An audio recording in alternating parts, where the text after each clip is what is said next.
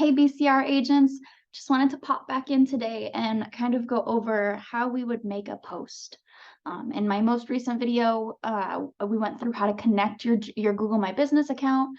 I might call it a GMB just for sake of terms, but yeah, we talked about how we can connect your Google My Business account and that you can connect all of your other social medias the same way. So now that we know how to connect an account and how to kind of make your social media linked, how do we go about posting? So posting is definitely a good way to get engagement, and it's a great way to market yourself as well as any listings that you guys might have. So I just want to kind of jump in really quick and show you guys how we would do that. So I've got Rochelle's profile here. I'll be playing around with some of her posts. And so let's take a look and see. This is her homepage. So once we figure out we want to make a social post, we're going to go right over to campaigns. And then just like last time, we're going to go to the left-hand side all the way down to the bottom to Social Studio. So it doesn't look like Rochelle has posted in Chime. Makes sense. We usually post directly to the different platforms, which, as everybody knows, can be kind of costly in time, especially if you are, manually typing out every link or manually having to upload all of the different images.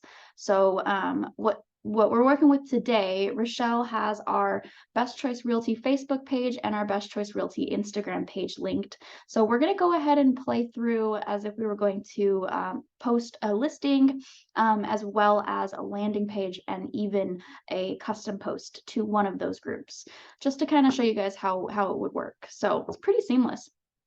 We're going to go up to the tip top right next to Social Studio and hit the little plus button with Create a Post. So from here, it's going to give us the various options on what type of post we can do. So keep in mind, we are limited to 4 different types. So you can post the listing, which will pull all of the details from the MLS that you've associated with that listing. If you have a blog, you can post your blog, but you have to have one prior. Right now, Rochelle and I haven't worked on that, so we don't have a blog to play with today, but something to look into for the future. We can also post a landing page. So any pages that have been created within Chime, whether it be a listing page or a landing page within your website, you can send those pages individually as a post as well. And then a custom post, whatever you'd like. So if you just wanted to immediately post to all of your different platforms, happy holidays, or something very generic that you just kind of wanted to let your sphere know all in one go without having to go from Facebook to Instagram to Twitter to Google My Business and so have you and so forth. So let's go ahead and play around with the listing. So when I click that, I have 3 different tabs here: My Listings, Team Listings, and All Listings. So keep in mind that Chime is integrated with the MLS, so it's going to pull up listings that are actually listed by you in Matrix. So for Rochelle, we've got a few different ones here. And then if I wanted to, I could take a look at the team listings, potentially help out some of my teammates there. Or if I was looking into the entire MLS as a whole, I could also kind of post specific houses or specific listings from the MLS. For this sake, let's just play around with one of Rochelle's residentials. So she's got a listing here in Linwood. I'm going to go ahead and select that one, and then I'm going to hit next. So from here, it kind of builds out the post for you. Because it's a listing and it's a listing post, it kind of has a template already prepared. It's got the specific images. It usually loads the first 4. It's got the link to the property, and then it's also got a little informational blurb about the property as well.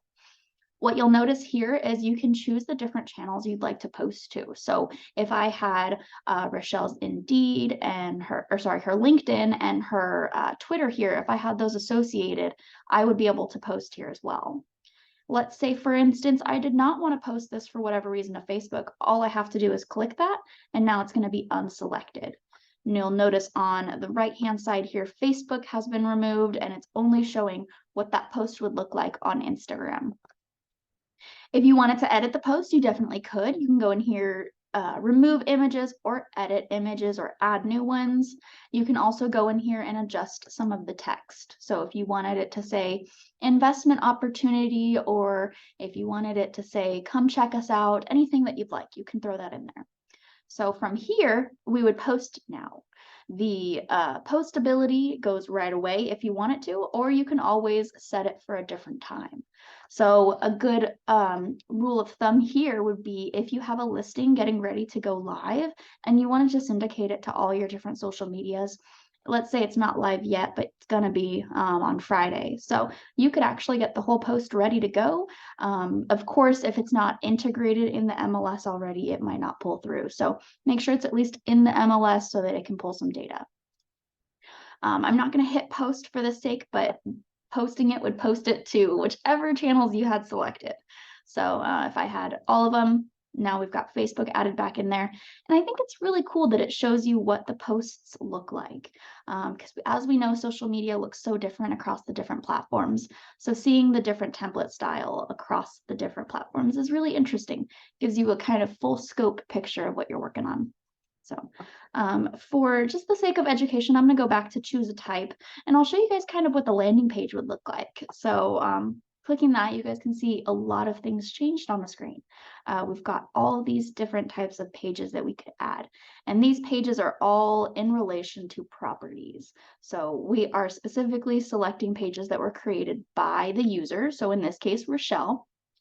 And it looks like all of these property pages were created when she added the listing. So if we had other pages to select from, if she had other informational pages within her website, we could add those here as well.